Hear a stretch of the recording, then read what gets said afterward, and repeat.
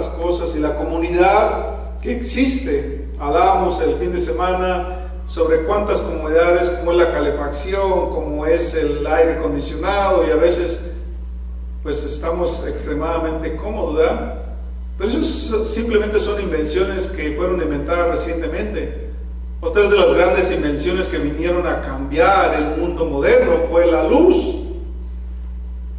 1879 me parece que Thomas Edison logró inventar las primeras bombillas, inventó la luz con esto, y con esto vino a cambiar el mundo, literalmente.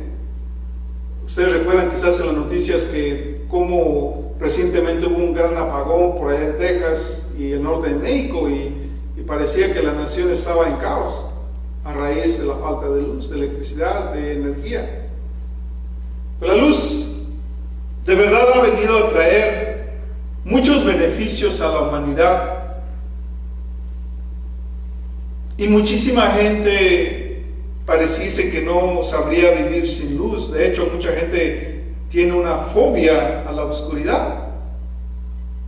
Así es que el tema del día de hoy tiene que ver con la luz del mundo, la luz del mundo. Y ahora, haciendo un paralelismo con lo que es la Biblia, en el libro de Génesis nos habla de esta luz que en realidad era Dios. Pero antes que Dios creara la luz, fíjense lo que dice en el principio. Dice: en el principio creó Dios los cielos y la tierra estaba sin orden y vacía.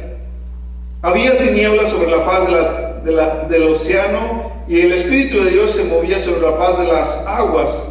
Entonces dijo Dios: sea la luz, y la luz vino a ser.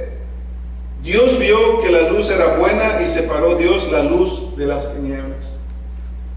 Si podemos observar en el principio, en el comienzo de la creación de los cielos y la tierra, antes que Dios creara la luz, dice que la tierra estaba vacía y desordenada.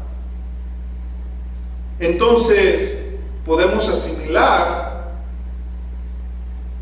que la luz vino a traer grandes bendiciones a la humanidad. Pero ahora lo vamos a ver de una manera más profunda y extensa, lo que viene siendo Dios para nosotros en nuestras vidas. Porque con la venida de Cristo, Él se adjudica esta bendición como la fuente de esta bendición. Yo soy la luz del mundo. Y esto es lo que vamos a explorar en el Evangelio de Juan, capítulo 8, versículos del 12 al 30. Así es que acompáñenme, los que gusten pueden estar en ese pasaje. En el versículo 12, Jesús les habló otra vez a los fariseos diciendo: vamos a hacer como una pequeña recapitulación de lo que está ocurriendo. Está recién acabado la fiesta de los tabernáculos. La mayoría de la gente ha regresado a sus casas, incluyendo los líderes judíos, pero no todos se habían ido, porque había mucha gente, y Jesús presumiblemente estaba enseñando en el templo a aquellos que permanecían en el templo, los peregrinos, judíos esparcidos por las naciones antiguas y que venían por lo menos una vez al año a adorar a Jerusalén. Y este pasaje se da en un lugar público que es el templo en la ciudad de Jerusalén, mientras que se encontraba en el área del templo. Esto es importante para entender pequeños detalles y lo que el autor del Evangelio de Juan menciona. Así es que en esta escritura Jesús comienza adjudicándose algo tremendo. Él dice: yo soy la luz del mundo. El que me sigue nunca andará en tinieblas, sino tendrá la luz de la vida.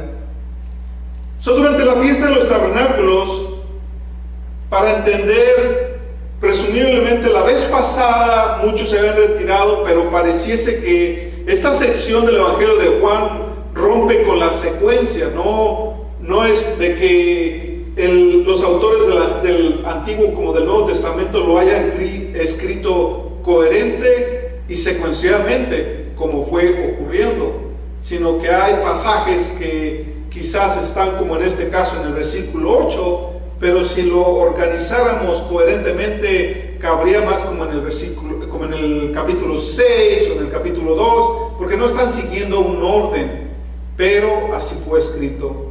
Así es que vemos que muy probablemente esta situación se dio en los atrios del templo durante la fiesta de los tabernáculos. Y aquí, interesantemente, cuando Jesús inicia este pasaje adjudicándose algo tremendo, porque lo vamos a ver más a detalle, dice: yo soy la luz del mundo. Aquí esta frase está tan enriquecida espiritualmente porque en primer lugar dice que Él es la luz no solamente de la nación de Israel, no solamente de los judíos, no solamente del templo de Salomón. Él está haciendo algo universal. Yo soy la luz de todo el mundo. Y para los judíos esta expresión chocaba espiritualmente, porque los judíos, recordemos que en sus mentes ellos pensaban que el Dios de Abraham, de Isaac y de Jacob era solamente un Dios para los judíos. Recuerdan por allá siglos anteriores cuando el profeta Jonás tuvo el llamado y él desobedeció, entonces huyó de Israel, porque la mente de Jonás, saliendo del país, ya Dios iba a ser como nosotros, ilegal, cruzando otras fronteras, o quizás su poder no alcanzaba otras fronteras. Pero vemos interesantemente que Jesús está diciendo: yo soy la luz del mundo. O sea, yo soy la luz de todas las naciones, de todas las culturas, de toda la gente. Por eso, aún hasta en la actualidad, hay veces que podamos escuchar ciertos líderes o iglesias o denominaciones decir: ya, este es nuestro Dios y nosotros somos los únicos que tenemos la verdad. De antemano podemos decir, cuando una persona dice eso, es vanidad y soberbia. Dios, esa es la gracia que abarca y se derrama sobre la faz de la tierra sin importar quiénes seamos, y que trasciende los tiempos, las lenguas, las culturas, las generaciones. Este es el Dios que nosotros adoramos, que le da la oportunidad a hombres, mujeres, niños, ancianos, a todos. Dice: yo soy la luz del mundo. Y es una gran verdad que viene acompañada con una expresión, la expresión divina del nombre de Dios. Nosotros no lo alcanzamos quizás a entender porque está en español. Lo que estoy diciendo es que esta escritura fue traducida del griego al español. Pero en el griego o en el hebreo, la expresión yo soy viene directamente del Antiguo Pacto, Éxodo 3:14, una expresión divina que es más bien el nombre de Dios, que significa Jehová o Yahvé, que eso es lo que traducimos como yo soy. Esa afirmación autoritaria, Jesús está diciendo: yo soy la divinidad de este mundo, Jehová, la luz del mundo. Fíjense en realidad lo que significa esta expresión, que está enriquecida y que solamente los judíos estudiados podían entenderlo, porque no era algo que se podía discernir fácilmente en el pueblo común. Así es que aquí en este pasaje Cristo se está presentando como aquello que desvanece la oscuridad, aquella esperanza donde hay desesperanza. Pero no solamente utiliza esta metáfora como luz del mundo, porque en el capítulo 6 Jesús se adjudica como el maná, el verdadero pan divino. O en el capítulo 7, Jesús se adjudica como una de las necesidades básicas del ser humano, el agua, pero el agua viviente. El que beba de sus aguas jamás volverá a tener sed. Y en el capítulo 8, ahora Él se está comparando como la gloria de Jehová, o sea, la luz que vino a este mundo. Tales metáforas hablan sobre la naturaleza, sobre la divinidad, sobre los atributos del Mesías.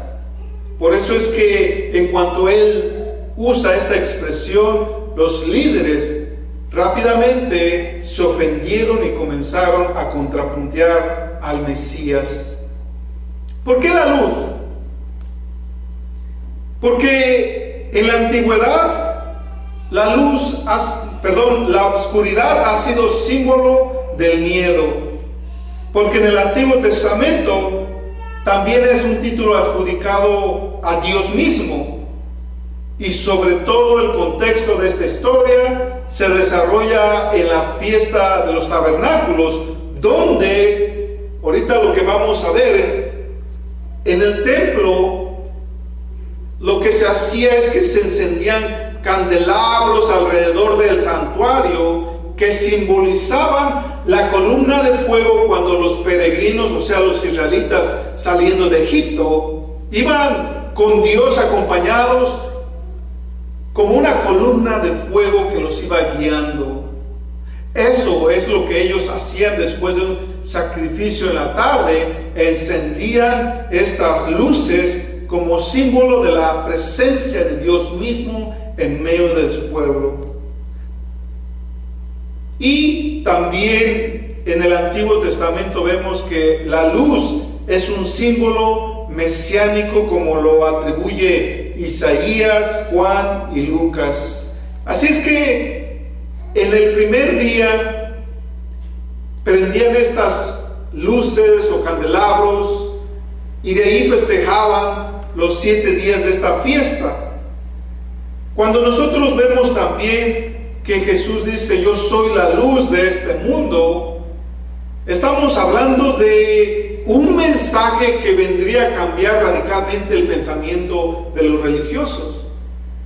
Porque recordemos que muchas de las religiones son inclusivas y creen que solamente son ellos.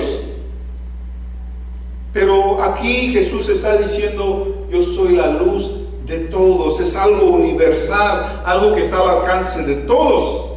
En el siguiente versículo 13 dice: entonces los fariseos le dijeron: tú das testimonio de ti mismo, pero tu testimonio no es válido. Aquí produce una reacción vigorosa y violenta en medio de los líderes por la afirmación que estaba haciendo Jesús. Y es que ellos decían que sus palabras y su testimonio no era válido. Y es que la tradición rabínica, que eran los que interpretaban el Antiguo Testamento, decía que debía haber 2 personas o más para hacer válido un testimonio.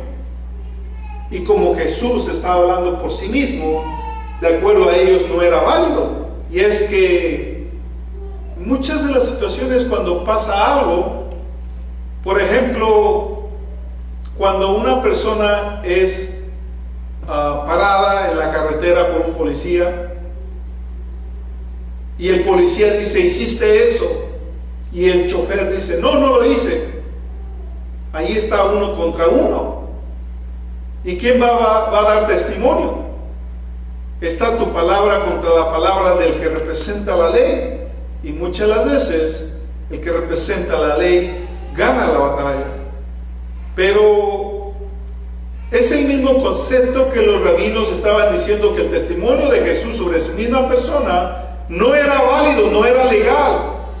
Y con eso concluían que por lo tanto era falso. Vamos a ver que los líderes judíos tenían una errónea idea de Jesús.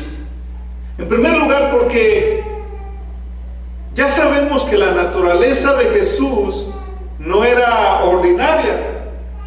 Nosotros nacimos en este mundo, somos de este mundo y por lo tanto somos terrenales. Pero Jesús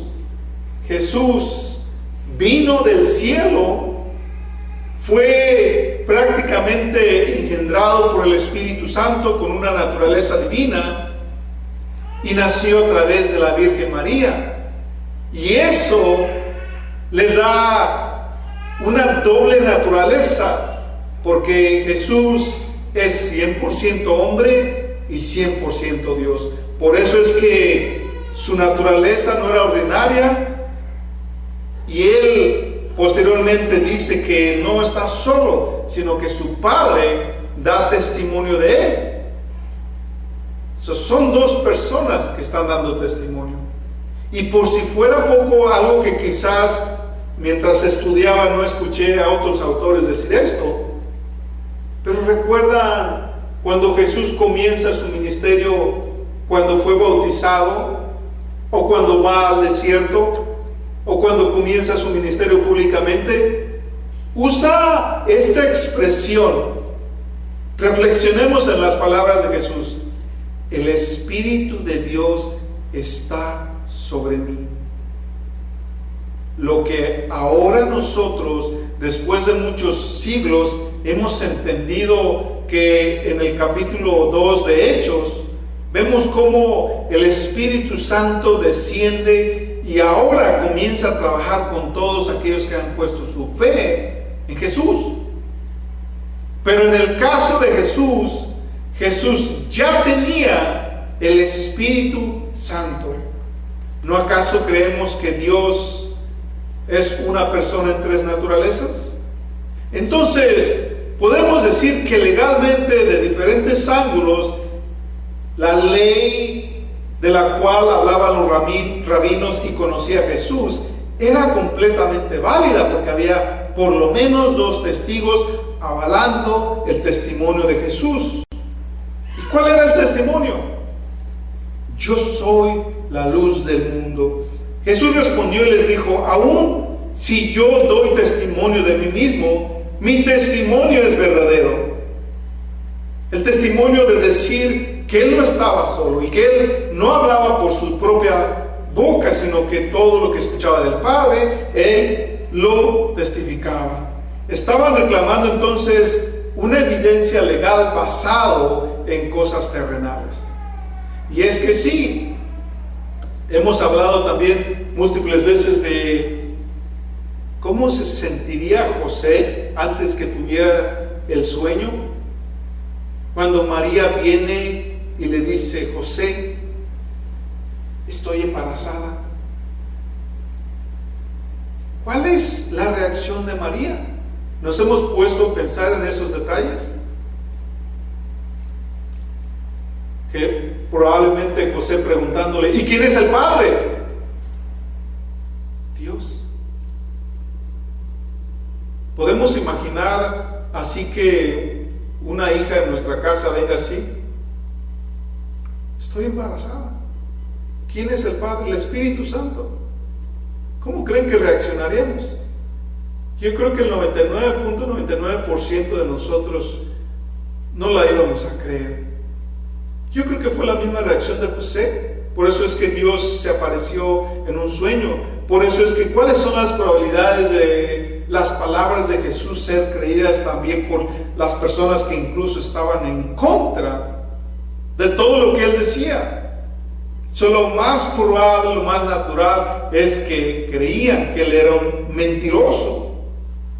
Entonces, en este contexto, Jesús utiliza a su Padre como un segundo testigo. Dice: porque sé de dónde viene y a dónde voy, pero ustedes no saben de dónde vengo ni a dónde voy. ¿Qué es lo que estamos diciendo? ¿Y qué es lo que está diciendo Jesús? Jesús está diciendo que Él es preexistente, que Él sabe de dónde vino, o sea, del cielo. Él no fue engendrado o concebido de la nada, la mezcla de un esperma y un óvulo produciendo una nueva vida, sino Él está diciendo que Él ya era mucho antes que la vida misma fuera creada para el ser humano. Es lo que está diciendo Jesús. Dice en el 15, ustedes juzgan según la carne, pero yo no juzgo a nadie. Y aun si yo juzgo, mi juicio es verdadero, porque yo no soy solo, sino yo y el Padre que me envió. O sea, está hablando allí de dos, Él y el Padre trabajando juntos. Pero recordemos, por eso hay incluso denominaciones que no alcanzan a entender estas verdades. Cuando Jesús estaba obrando, por ejemplo, recuerdan expresiones que Jesús usó cuando estaba echando fuera demonios. Pero si yo echo demonios por el dedo de Dios, o en otras versiones dice, por el Espíritu de Dios, echo fuera demonios. Cuando Él fue tentado por 40 días, 40 noches por Satanás, no estaba solo. Había sido empoderado por el Espíritu de Dios. El mismo concepto que nosotros tenemos. Cuando hay milagros de cualquier índole en la iglesia, no es que un hermano, una hermana o un líder de la iglesia sean superiores a los demás. Todos somos seres humanos. Y ninguno es capaz de hacer cosas sobrenaturales. Sino es por el Espíritu de Dios que las cosas sobrenaturales ocurren. De la misma forma, si alguna vez creemos que hay seres humanos que nacen con ciertos poderes sobrenaturales, no es cierto. Cuando una persona que no tiene al Espíritu de Dios y logra hacer cosas sobrenaturales, no es que sea especial ese ser humano, es que tiene espíritus inmundos. Ellos sí pueden dar señales, no la persona. Nosotros como cristianos tampoco podemos o tenemos capacidades especiales. Es el Espíritu de Dios que nos da la proporción de hacer lo que no se puede hacer con nuestras fuerzas, inteligencia o con lo que sepamos en la vida. Entonces aquí dice, en su ley está escrito que el testimonio de dos hombres es verdadero. Entonces aquí los fariseos y los escribas se elevaban por encima de la ley. Por eso Jesús dice, en su ley. No están diciendo la ley de Moisés o la ley de Dios, en su ley. ¿Saben que para esos días ya había más libros que lo que había libros en el Antiguo Testamento, a los cuales se aferraban los fariseos, los saduceos y los religiosos de ese entonces? Está el Mishra, está el Gemara, está dos Talmuds y otros cuantos que son tradiciones de la ley judía. Y Jesús decía que ellos eran más fieles a las tradiciones, pero también eran estrictos, de tal forma que en algún momento de la historia habían perdido el sentido de la palabra de Dios. Es un peligro que aún nosotros mismos estamos latentes. Por ejemplo, en una ocasión había un hermano que me dijo que ya no quería regresar a la iglesia porque en cierta ocasión llegó aquí y estaba en una conferencia larga de todo el día. Entonces estaba quedando dormido. Y pues obviamente algunas otras personas lo vieron y lo criticaron y lo juzgaron. Pero no sabían que esta persona había estado toda la noche en el hospital. No sabían. Solamente estaban viendo lo que sus ojos miraban en esos momentos, sin saber el trasfondo de esta persona. O en otra ocasión, otra segunda persona que en el mismo caso se estaba durmiendo, pero 2 días antes había estado en un retiro y no había dormido. Para nosotros es fácil juzgar de acuerdo a las apariencias, sin ponernos a pensar qué es lo que está pasando detrás o en lo escondido o en lo privado de esta persona. Hay tantas posibilidades, pero no tomemos la primera ni la más fácil, porque nuestros ojos continuamente nos engañan. En el versículo 18 dice, yo soy el que da testimonio de mí mismo, y el Padre que me envió también da testimonio de mí. Regresando nuevamente a esta cuestión legal del testimonio. Esto lo sacan del Antiguo Testamento, Números 35, 30, Deuteronomio 17, 6 o 19. Dice, voy a solamente leer un pasaje. No prevalecerá un solo testigo contra alguna persona por cualquier maldad o pecado que haya cometido. Por el testimonio de 2 o 3 testigos se decidirá su asunto.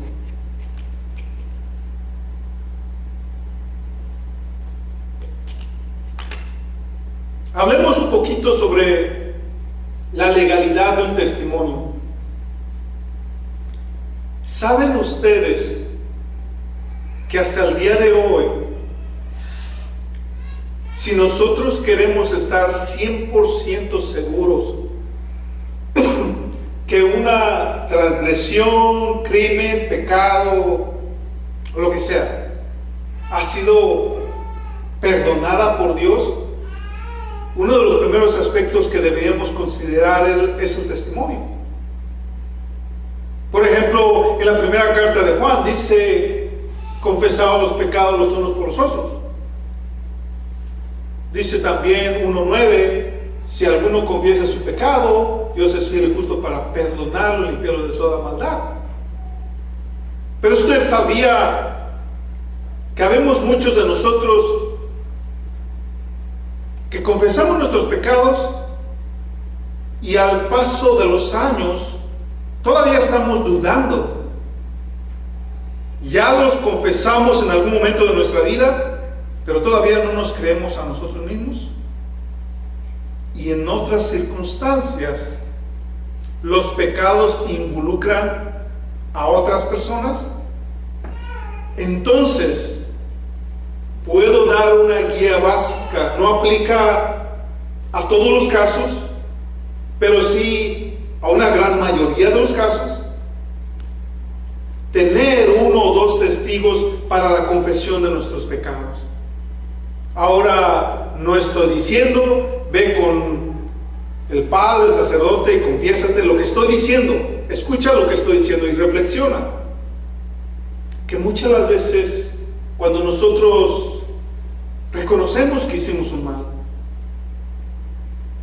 es bueno tener a una persona madura en la fe para poder hablar sobre el caso, para poder hablar delante de Dios, porque ahora está el Espíritu Santo, estás tú y está un testigo.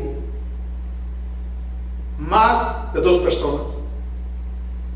Para que así tú puedas confiar y creer en tus propias palabras. Para que tú sepas que estás también confesando una transgresión. Y también para que toda la situación en términos legales tenga validez. Cuando hay problemas y que no has podido perdonar a una persona, un testigo siempre ayudará. Cuando se van a resolver problemas entre 2 o más personas, es esencial tener testigos, porque es como en el caso de los policías. Te paran en la carretera y quién sabe quién está diciendo la verdad, el policía o el que está parado en la carretera. Entonces tienen que debatirlo en la corte, y en la mayoría de los casos la ley es la ley y le va a dar el lado y la prioridad al lado de la ley. Pero ¿qué tal si tienes un testigo 2? ¿Qué tal si, como hoy en día todos están poniendo cámaras en sus carros? Ya hay testigos. Entonces lo que estoy diciendo es que el testimonio siempre tomará más validez cuando hay testigos de por medio, incluso por nuestra propia causa. Les comento porque he conocido a mucha gente que no cree ni en sus propias palabras. Y un testigo, o más de un testigo, de verdad hace la diferencia. Amén. Entonces Jesús también aquí vuelve a reintroducir lo que acaba de decir en el versículo 12, pero ahora ya estamos en el 18. Dice, yo soy el que doy testimonio de mí mismo. Reenfatizando, porque en el Evangelio de Juan, a través del Evangelio de Juan, vamos a ver que aparecen por lo menos 7 veces esta gran expresión y afirmación divina. Yo soy. Yo soy. Lo vemos en pantalla cuando dice, adjudicándose un título divino, yo soy el pan de vida. Yo soy la luz del mundo. Yo soy la puerta del redil. Yo soy el buen pastor. Yo soy la resurrección y la vida. Yo soy el camino, la verdad y la vida. Yo soy la vid verdadera. Jesús continuamente se adjudica el nombre de Dios. No es poca cosa. O sea, lo que él estaba afirmando era algo profundo, algo grande, algo que muchos no lo alcanzaban a entender, y los que lo entendían no lo aceptaban, porque en pocas palabras Jesús estaba diciendo, yo soy Dios. En realidad, hasta el día de hoy, hay todavía mucha gente que no entiende este concepto, no entiende y no conoce la naturaleza de Jesús, la doble naturaleza de Jesús. Y nosotros vamos a ver cómo Él da testimonio de que Él es quien es. Por lo tanto, el testimonio de Jesús reunía la exigencia de la ley, porque estamos hablando que si lo desglosamos en la plena naturaleza de Jesús, Jesús, Dios Padre, Dios Hijo, Dios Espíritu Santo, 3 personas en una. Por lo tanto, su testimonio es netamente legal y verídico. Estas afirmaciones únicas también se encuentran solamente en el Evangelio de Juan. En el versículo 19 dice, entonces le decían, ¿dónde está tu Padre? Porque para ellos era una gran blasfemia, era una locura, una demencia. ¿Dónde está tu Padre? ¿Quién es tu Padre? A Jesús lo conocían como aquel carpintero, a Jesús lo conocieron como aquel pobre mendigo, en realidad.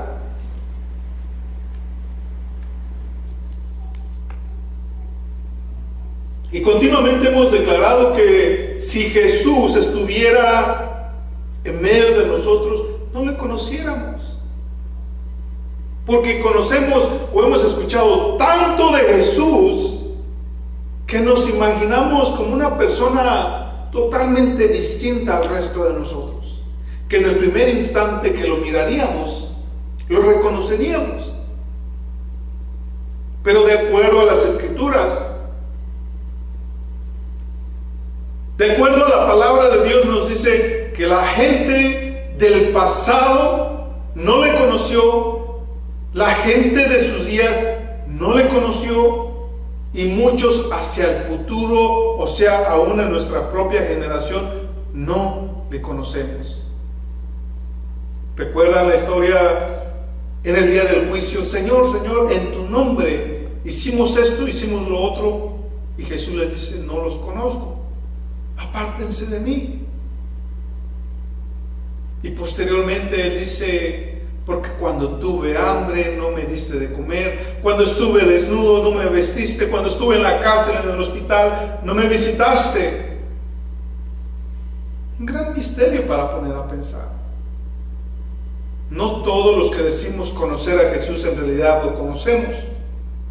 Respondió Jesús, ni a mí me conocéis ni a mi Padre. Si a mí me hubieses conocido, a mi Padre también habrías conocido.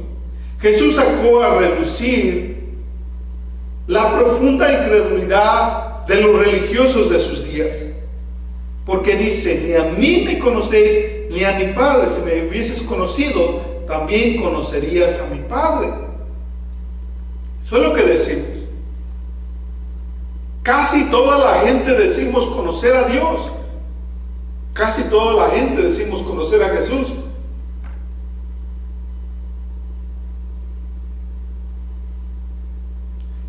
En el principio de este pasaje, Jesús utiliza también otra expresión. Yo soy la luz del mundo.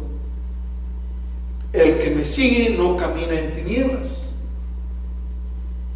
¿Sabían la expresión de seguir cómo hace diferencia? Porque, por una parte, nosotros, o la mayoría de la gente, que de una o de otra forma creemos en Dios, es fácil decir, creo en Dios, porque queremos sentirnos seguros de decir, yo tengo a un Dios que me bendice. En el día de la aflicción, yo tengo un Dios al cual acudir. En el día de la enfermedad, yo tengo un Dios al cual puedo orar y Él me escucha y me sana. En el día de mi necesidad, yo tengo un Dios al cual yo puedo pedir y Él me auxiliará. Suena bonito, suena romántico. Nacemos, crecemos y envejecemos y un día moriremos con esta creencia. Pues a quién no le gusta lo bueno, a quién no le gusta ser bendecido. Pero ¿saben la gran diferencia? Cuando dice el que me sigue no caminará en tinieblas, significa también que ese Dios es tu Señor. Y si es tu Señor y tu Rey, quiere decir que el seguir implica que eres discípulo, seguidor de Jesús. Implica que no solamente recibe la bendición, pero ahora formas parte de un pacto, de una alianza. Y en esa alianza recibes bendiciones cuando sigues a Jesús, cuando te sometes y obedeces la palabra y la voluntad de Dios. He aquí, recibes una bendición, pero también tienes una responsabilidad. Pero nosotros vivimos con la ilusión de decir, queremos la bendición, pero no queremos la responsabilidad. Queremos la bendición, queremos la prosperidad, pero no quiero el compromiso. Y es que yo quiero vivir como a mí me place. Yo quiero vivir sin que nadie me diga que lo que estoy haciendo está mal. Yo quiero vivir pensando todo lo que pienso, sintiendo lo que siento, sin que nadie me reclame. Y así vivimos. Pero eso no significa que somos seguidores de Jesús. Queremos la bendición, pero esto también implica la responsabilidad de obedecer la ley de Dios. Eso es lo que significa seguir a Jesús. Una bendición, una promesa, ser parte de una alianza, pero también entender que tenemos una responsabilidad. En el versículo 20 dice, estas palabras habló Jesús enseñando en el templo, en el lugar de las ofrendas, y nadie le prendió porque todavía no había llegado su hora. Jesús enseñaba en una parte del templo, en los atrios, para ser más exacto, y en esa parte del atrio le llamaban el atrio de las mujeres. Recordando que el templo era grande y había diferentes secciones. Hasta este lugar del templo se le permitía a las mujeres judías y también a los hombres estar ahí. Era usualmente donde Jesús enseñaba. Pero aquí dice que estaba cerca del cofre de las ofrendas. Había unos cofres hechos de metal que tenían como forma de trompeta porque tenían como un embudo, y que había alrededor de 13 cofres metálicos alrededor de los atrios.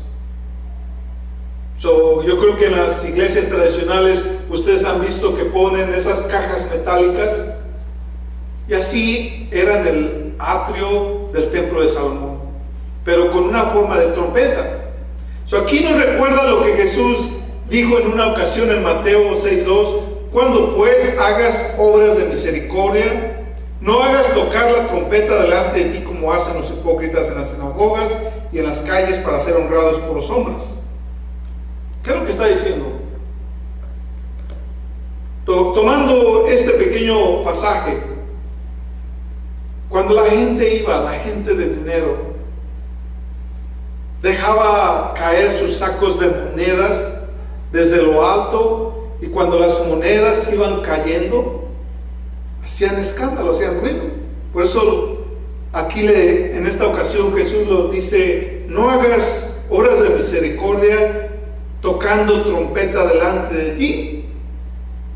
O sea, ¿se puede usted imaginar si fueran nuestros tiempos que estuviera el mismo diseño y de repente, pues, como yo quiero pretender ser un buen religioso, paso, voy a dar $20, entonces $20, pues voy al banco, lo cambio por monedas, entonces a la hora de poner en el cofre, levanto mi puño de coras y desde lo alto lo dejo caer para que al caer, empiece a hacer mucho ruido y digan: wow, Jorge da mucho dinero de ofrendas, entonces es un buen dador.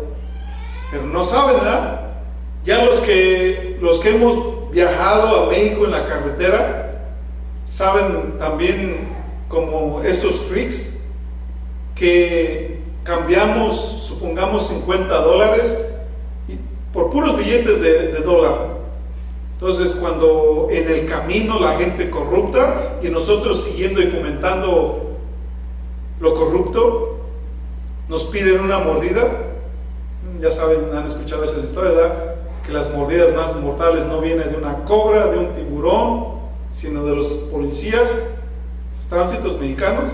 Entonces, anyway, empacamos un puño de, supongamos, $20, con uno de a 5 como siendo el primero y otro de a 10 como siendo el último. Entonces, cuando nos piden una mordida, damos un puñote de billetes, y solamente el primero y el último son de $10, de $5, de $20, y todos los demás son de $1. Entonces, cuando la gente, como dicen, se saludan y en el saludo va el puño del billete, dice: ¡ay, me dio mucho dinero! Y así ya nosotros pensamos, o la gente piensa que había mucho dinero. Pues en el templo también, a veces también nosotros pretendemos que le damos a Dios lo mejor, pero en realidad no lo es. Cuando Jesús exaltó a una viuda, dio más esa viuda que los que daban mucho dinero y que eran ricos, porque los ricos daban de sus obras. En el siguiente versículo 21 dice: luego Jesús les dijo otra vez: yo me voy y me buscaréis, pero en su pecado morirá. Los judíos no entendieron esta frase y estaban desperdiciando la oportunidad que Dios les estaba brindando en esos momentos. Cuando Jesús estaba anunciando que lo iban a buscar y no lo iban a encontrar y que en sus pecados morirán, está hablando de la eternidad. Jesús es del cielo, ellos de la tierra. Jesús es del cielo, nosotros somos de la tierra. A donde está Jesús, nosotros no podemos ir, al menos que nazcamos de nuevo. Dice: a donde yo voy, ustedes no pueden ir. Ellos creían que Jesús iba a ser condenado y estaba siendo condenado, pero en realidad los condenados eran ellos. Porque Jesús, al decir en sus pecados morirá, el pecado es lo que condena a la humanidad. Y cuando dice en sus pecados, está hablando en realidad de la incredulidad. ¿Recuerdan que en los 3 evangelios sinópticos hay un pecado imperdonable? Hay un pecado que Dios no lo perdona. Y típicamente se conoce como el pecado de la blasfemia. Pero el pecado de la blasfemia en realidad, ¿saben qué es lo que es? Es incredulidad. Es incredulidad, es no creer en Jesús. En realidad este es el pecado imperdonable. Por eso es que Jesús les dice que en sus pecados morirán. En el 22 dice: entonces los judíos decían: ¿será posible que se habrá de matar a sí mismo? Pues dice: a donde yo voy, ustedes no pueden ir. Josefo, un historiador judío, decía que el suicidio condenaba a la parte más baja del Hades, o sea, del infierno. Hablemos un poquito del suicidio.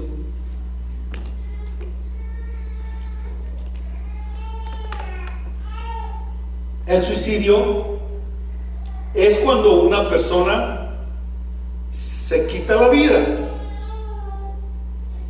Suena algo sencillo, ¿verdad? Este historiador vivió prácticamente en los tiempos de los apóstoles. Conoció la ley. No era judío de religión, era judío de nacimiento. No creía en el Mesías, pero creía en los hechos que hablaba la historia. Entonces, hablando del suicidio, en la mayoría de los círculos cristianos se sigue creyendo lo mismo. Cualquier persona que se quita la vida automáticamente será condenado al infierno. Y así se cree en la mayoría de los círculos cristianos. Pero déjenme retar este pensamiento y poner a reflexionar. En primer lugar, nosotros, ¿quiénes somos para condenar? En segundo lugar, observemos. En el principio de que Dios vive en la eternidad, está fuera del espacio y el tiempo. En el principio de decir, como en los Salmos, que para Dios 1000 años de nosotros es un día para Él. Ahora, si Dios está fuera del espacio y el tiempo, vamos a pensar de esa forma. Muchas veces el cristiano dice: toda persona que se suicida se va directamente al infierno y es condenado por la eternidad. Pero pensemos, Dios vive en la eternidad. Entonces, ¿qué me dirías? ¿O cuál sería la diferencia para Dios? Una persona que tarda, no sé, 30 segundos o un minuto, o esta fracción de tiempo que una persona, no sé, por una inyección, se corta las venas, se da un tiro en la cabeza, se mete al carro con el monóxido de carbono a todo, o de una u otra forma se tira del puente, entonces segundos o minutos, ¡zas!, la persona muere, se quita la vida. El regalo más preciado que le es dado al ser humano es la vida. Pero ahora el reto mío viene. ¿Qué ocurre con las personas que sabemos, que estamos conscientes? Los anuncios, la televisión, los libros, todo el mundo lo habla. Fumar produce cáncer y muchos fuman. Tomar te puede llevar también a todo tipo de atrocidad, hasta la muerte, y muchos lo siguen haciendo. O para los que somos un poquito más espirituales, los carbohidratos, el azúcar produce diabetes, colesterol. Y hay muchas personas que por el estilo de vida que tienen van a ir a la muerte por enfermedades. No son dadas por Dios. Nuestra elección de vida, nuestra decisión de cómo estamos viviendo, nos va a llevar a la muerte. Para las personas que tardan unos segundos en matarse, se suicidaron. Pero ahora yo estoy diciendo, ¿qué tal con las personas que tardan 30 o 40 años en quitarse la vida? Es el mismo concepto. Algunos de nosotros nos estamos matando de manera lenta, suicidando.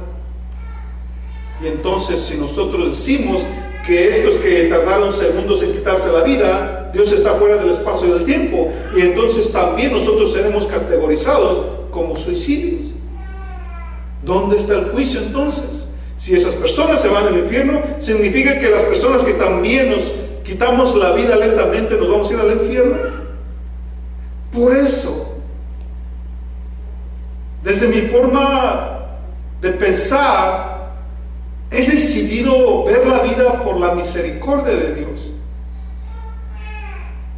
Porque no sabemos aquellas personas que se están quitando la vida. Por ejemplo, un jovencito de 14 años que por 14 años simplemente lo único que ha conocido es violencia en su casa, martirio con sus padres, o sin padre o sin madre, sufrimiento, y lo único que sabe es sufrir, por eso está cansado de la vida. Bueno, hay tantas cosas que nosotros no vamos a entender ni a conocer. Simplemente juzgamos a la primera apariencia. Pero si nosotros juzgamos con la vara que mida serás medido, quiere decir que a lo mejor Dios va a juzgar a muchos que aunque tarden 30 o 40 años en quitarse la vida, significa que no cuidaron de su vida. Debemos de pensar las cosas más como Dios las vería, con ojos de misericordia. Estos judíos estaban diciendo que Jesús a lo mejor se iba a suicidar y por lo tanto sería condenado. Pero nunca entendieron, como lo dije, que Jesús tenía dos naturalezas, que Jesús tiene dos naturalezas, que Jesús vino del cielo y regresaría al cielo. Y ellos no podían ir al cielo porque ellos eran terrenales. En el 23 dice, Él les decía, ustedes son de abajo, yo soy de arriba. Ustedes son de este mundo, yo no soy de este mundo. O sea que todos los seres humanos somos terrenales. Y la gran diferencia de los seres humanos es que toda persona que nace de Dios, toda persona que se es regenerada por el Espíritu de Dios, entonces ya deja de ser terrenal y ahora tiene la opción de un día unirse al reino celestial. Como lo dice más bien también en el primer capítulo de Juan, que aunque vivamos en este mundo, ya no somos de este mundo. Nuestra ciudadanía ya no es terrenal, sino celestial. ¿Cuál es el requisito? Creer en Jesús, aceptarlo como nuestro Señor y Salvador. En el 24 dice, porque esto dije, que morirán en sus pecados, porque a menos que crean que yo soy, en sus pecados morirán. Fíjense lo que está diciendo, lo mismo que tenemos en pantalla. A menos que crean que yo soy Dios, a menos que crean que yo soy Jehová, en sus pecados morirán. Es claro lo que está diciendo Jesús. A menos que ustedes crean que yo soy el Salvador de este mundo, en sus pecados morirán. Y todo el que muere en sus pecados, muere para ser condenado. Son culpables del pecado imperdonable. El verdadero creyente, entonces, vemos que su ciudadanía está en el cielo. Y fíjense lo que dice el apóstol Pablo. El creyente muere en el Señor porque vive en el Señor. Esto también lo dice Juan en Apocalipsis 14:13. Pero el no creyente muere en sus pecados porque vive en sus pecados. ¡Qué gran comparación! Vida versus muerte, obscuridad versus luz, salvación versus perdición. Por eso nosotros tenemos esa opción de decidir mientras tenemos el regalo más preciado que es la vida. En el 25 dice, así que le decían, ¿tú quién eres? O sea, no entendían o no querían aceptarlo, que Jesús estaba identificando como el gran yo soy.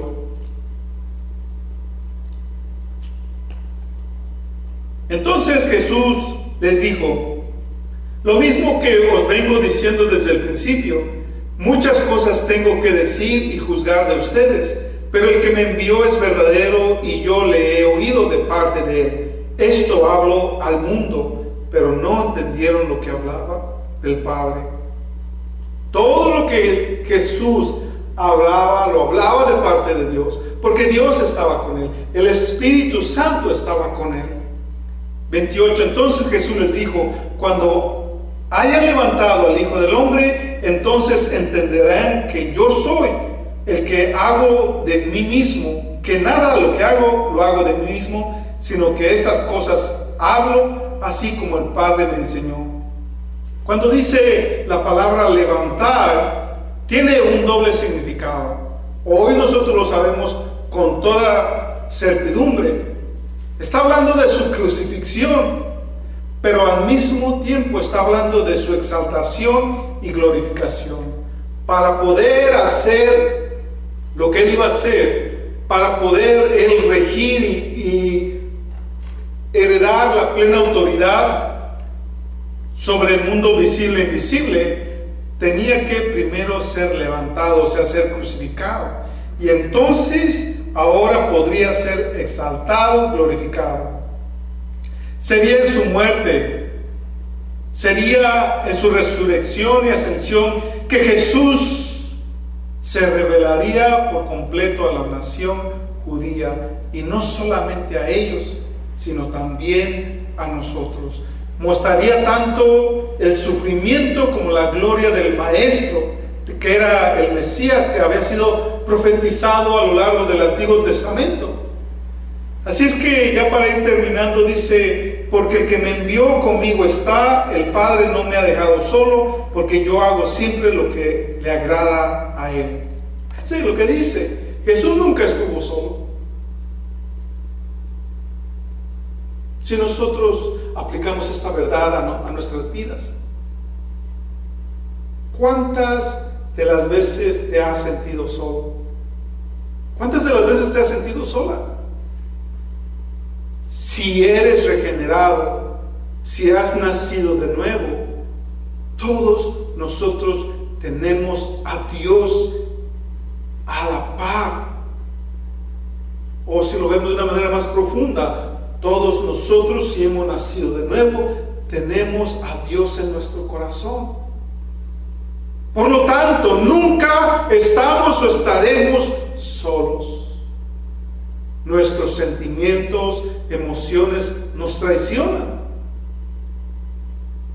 ¿O cuántos de nosotros continuamente decimos: es que no siento a Dios cerca, que no siento el amor de Dios, es que no siento que mi fe está fluyendo?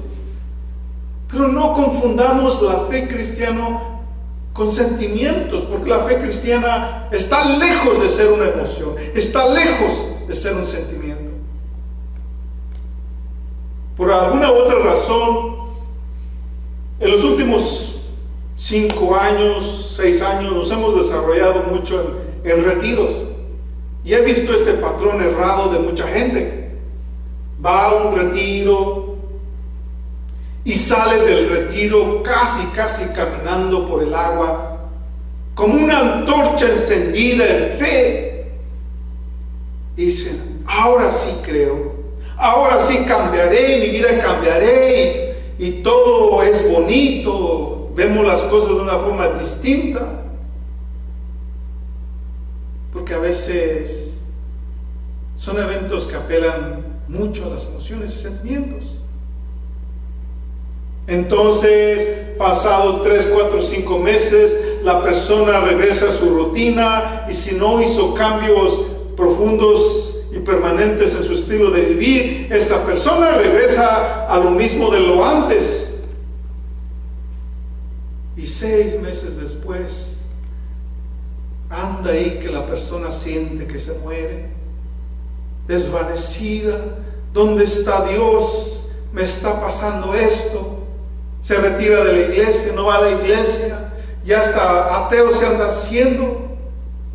La fe cristiana va mucho más allá de una emoción o un sentimiento. Y antes de las emociones o sentimientos está lo espiritual, está tu espíritu. Dios está con nosotros independientemente de cómo nos sientamos, en todas las circunstancias, aún en las adversidades.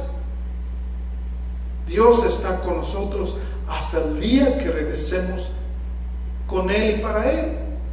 Por eso es que dice el apóstol Pablo, nosotros vivimos para Cristo y moriremos para Cristo. El último dice, mientras él decía estas cosas, muchos creyeron en él. Podemos entonces concluir que la salvación es un asunto de vida o de muerte. La salvación es cuestión de tomar una decisión antes que el regalo más preciado que tienes sea quitado.